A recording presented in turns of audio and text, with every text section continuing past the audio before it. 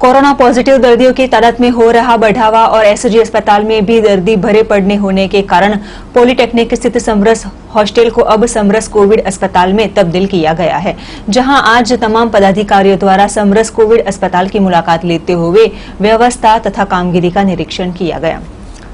वडोदरा शहर में corona virus का संक्रमण अपनी रफ्तार तेज पकड़ने के साथ अब रॉकेट रफ्तार से आगे बढ़ रहा है, तो वही पॉजिटिव दर्दियों की तादाद में भी गंभीर रूप से बढ़ावा होने के साथ वडोदरा शहर के एसजी अस्पताल और गोत्री अस्पताल में दर्दियों का जमावड़ा होते हुए अब ये अस्पताल भी हाउसफुल हो रहे हैं। तो वही एसजी अस्पताल में कई बार दर्दियों की बड़ी परेशानी अंतर्गत तत्काल रूप से युद्ध के दौरान पर ओएसडी डॉक्टर विनोद राव और प्रशासन द्वारा वडोदरा की पॉलिटेक्निक स्थित समरस हॉस्टल को कोविड अस्पताल बनाने के लिए निर्माण कार्य का आयोजन किया गया था। महज 3 से 4 दिनों में ही समरस हॉस्टल को कोविड अस्पताल में तब्दील करते हुए आज तमाम सुविधा से सज्ज होते हुए कोविड अस्पताल बनाई गई है, जहां आज तमाम पदाधिकारियों द्वारा समरस कोविड अस्पताल का निरीक्षण किया गया। राज्य सरकार द्वारा संचालित समरस हॉस्टल कैंपस में कोविड सेंटर शुरुआत करने के लिए तमाम तैयारी चल रही थी। क्यूब कंस्ट्रक्शन के सीएल चैरिटेबल ट्रस्ट द्वारा ऑक्सीजन की सुविधा सहित 153 जितने बेड तैयार करने की कामगिरी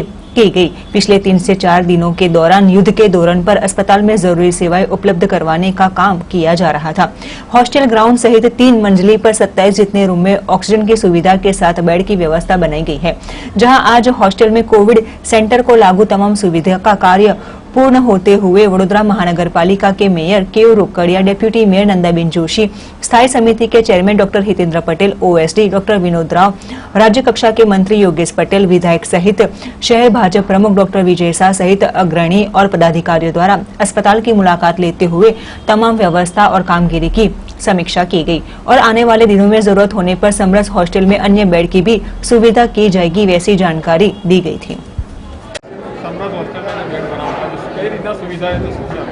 જે રીતે કોરોનાનો વ્યાપ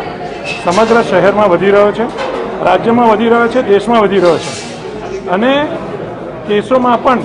રોજ વધારો થઈ રહ્યો છે, ત્યારે આ કોરોનાના વ્યાપની સાથે જે પેશન્ટ છે એ પણ પાછે વધી રહ્યા છે, ત્યારે તંત્ર પણ ક્યાં ને ક્યાં સજ્જ છે। તંત્ર પણ દિવસે ને દિવસે સરકારી મફત ફ્રી બેડ લોકોને કેવી રીતે ઉપલબ્ધ થાય અને એમાં પણ ઓક્સિજન અને વેન્ટિલેટર સાથેના એ દિશામાં સતત ચિંતાશીલ છે। એના ભાગરૂપ આજે સમરસ કોવિડ હોસ્પિટલનું આજે એક નિર્માણ સમરસ હોસ્ટેલ ખાતે કરવામાં આવ્યું છે। અહીં 153 બેડ ઓક્સિજન સાથેના અને 78 જેટલા બેડ એ કોવિડ કેર સેન્ટર માટેના નિર્માણાધીન છે અને આજે થઈ ચૂક્યા છે। એનું નિરીક્ષણ કરવા અમે સૌ આજે અહીંયા ઉપસ્થિત થયા છે, પરંતુ એની સાથે જ્યારે તંત્ર પોતાનું કામ કરી રહ્યું છે ત્યારે અમે આપના માધ્યમથી લોકોને પણ અપીલ કરીએ છીએ કે તંત્ર ગમે તેટલું કામ કરશે, પરંતુ લોકો જો નહીં સમજે, લોકો જો સોશિયલ ડિસ્ટન્સિંગનું પાલન નહીં કરે,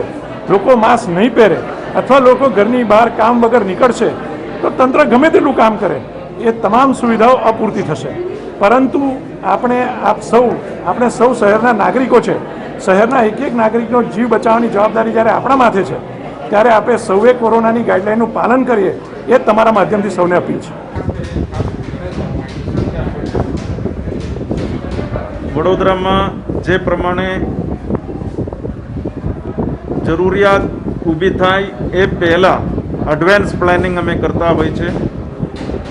પરિસ્થિતિ બગડે એ પહેલાં પરિસ્થિતિ બગડશે એ પ્રમાણે અથવા પરિસ્થિતિ બગડી શકે એ પ્રમાણે અનુમાન કરીને એની પૂર્વ તૈયારી કરતા હોય, એટલે આટલી મોટી કટોકટીમાં પણ અમે બેડ ઉપલબ્ધ કરાવી શક્યા, આઈસીયુ ઉપલબ્ધ કરાવી શક્યા અને વેન્ટિલેટર્સ ઉપલબ્ધ કરાવી શક્યા। આજે એડવાન્સ પ્લાનિંગના ભાગરૂપે સમરસ હોસ્ટેલ 1000 બેડની વ્યવસ્થાના પહેલા તબક્કામાં, આમ તો 400 કહેવાય પણ ઓક્સિજન સાથેના 150 બેડ આજે શરૂ થાય છે, પણ સાથે સાથે બગલમાં આઈસીયુ માટેના વ્યવસ્થા અને બીજા પણ ઓક્સિજન લાઈન એમ આજે રાત્રે અથવા કાલે મળીને 400 બેડ તૈયાર થશે। આજે મોડી રાતે પહેલા પેશન્ટ્સ અહીંયા દાખલ કરવામાં આવશે। અહીંયા લિક્વિડ ઓક્સિજન ટેન્ક, વેપરાઇઝર અને ઓક્સિજનના સુનિશ્ચિત વિતરણ વ્યવસ્થા અહીંયા કરવામાં આવી છે। ફક્ત 3 થી 4 દિવસના ટૂંકા ગાળામાં સમગ્ર સમરસ હોસ્ટેલને સમરસ હોસ્પિટલ તરીકે, કોવિડ હોસ્પિટલ તરીકે ડેવલપ કર્યા છે। આઈસીયુ, વેન્ટિલેટર સહિતની સુવિધા 1-2 દિવસમાં અહીંયા તૈયાર થશે અને આ સમગ્ર કોવિડ હોસ્પિટલ એસએસજી હોસ્પિટલના એક્સટેન્શન ફેસિલિટી તરીકે ચાલશે, જેથી કરીને ત્યાંના મેડિકલ સુપરિન્ટેન્ડન્ટ અહીંયા વધારાના ચાર્જમાં અને ત્યાંના સ્ટાફમાંથી ઘણા બધા લોકો અહીંયા વધારાના ડ્યુટી તરીકે કામ કરશે. મેડિકલ ફ્રેટર્નિટીના જેટલા સ્ટુડન્ટ્સ છે એમાં એમબીબીએસના second year, third year students, nursing students, paramedical students, આ બધાને જોડીને એક પ્રકારે લગભગ અશક્ય જેવી વસ્તુને અમે શક્ય બનાવી શકીએ.